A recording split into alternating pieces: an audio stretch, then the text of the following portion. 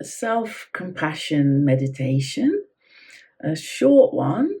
So this is a meditation you can do over the course of a few seconds once you get used to it, or a few minutes if you want to do it at the start of a day, which could be very useful if you wake up feeling a bit off, or you've got a lot of things going on in your life that are tricky at the moment.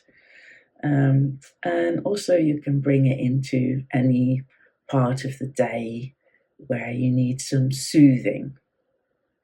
So the principles of it are that you acknowledge that something might be a little bit difficult, or that you anticipating difficulty on this day that's ahead of you, that you bring some friendliness to it as if you're caring for a good friend. Kristin Neff calls it being your own best friend, or developing that capacity. You allow yourself to feel it a little bit at least, so you're not numbing, blocking, suppressing, and then you soothe yourself. So let's go into the practice, and you can, if you're willing, practice this with your eyes open if you're particularly keen to develop the capacity to bring it into your daily life, where you might not always be in a position to close your eyes or be comfortable to.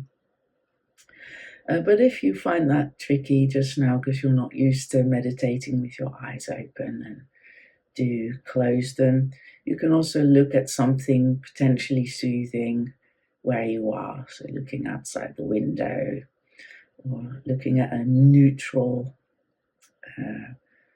background. And then bringing your attention to yourself, to how you are in this moment. So you may already have an idea of how you are.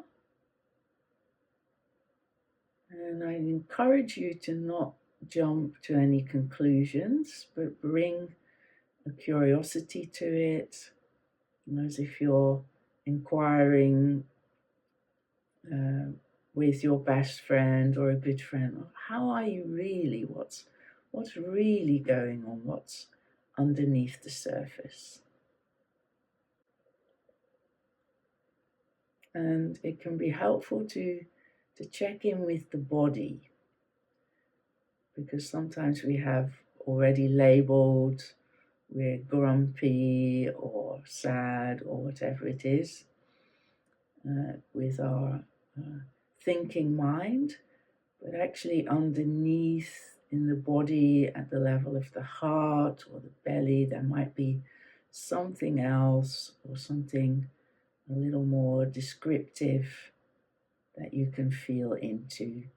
And you can already start to soothe by placing a hand on your heart and or your belly, bringing a kind touch to these places where emotions are often felt.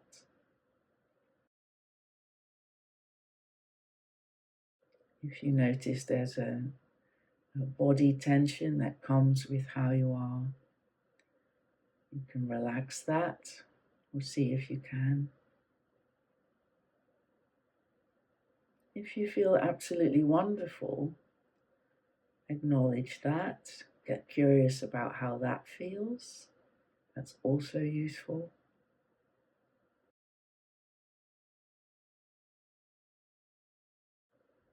So this is the allowing and acknowledging how you are in this moment.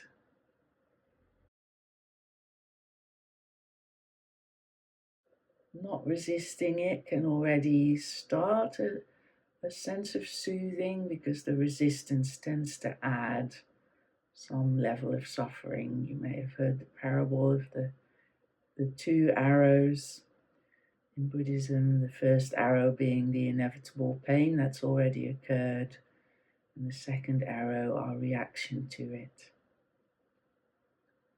our resistance to it. And then adding a kind phrase in your mind. It could be acknowledging you're not alone. So you might think to yourself, I'm not alone. There's many people that have gone through this and that have survived, that got out the other end, that managed to live with it.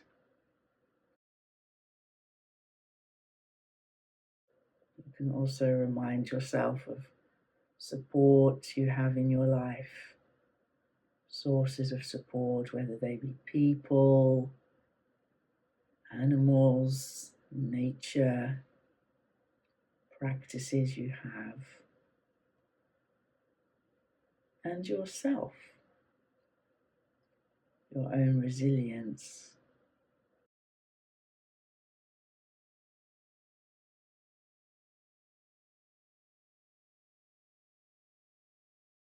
And you can also remind yourself that this too will pass.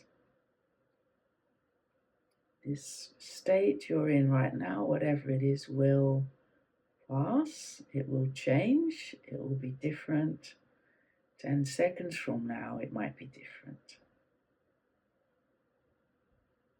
And this is, of course, particularly helpful if you're struggling.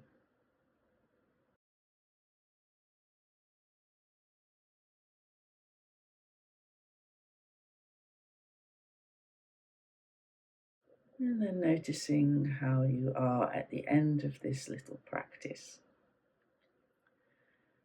And familiarizing yourself with the steps of noticing how you are, allowing it to some extent, feeling it, noticing what it feels like in the body, soothing it, reminding yourself you're not alone, and reminding yourself of the impermanence of this particular state of affairs.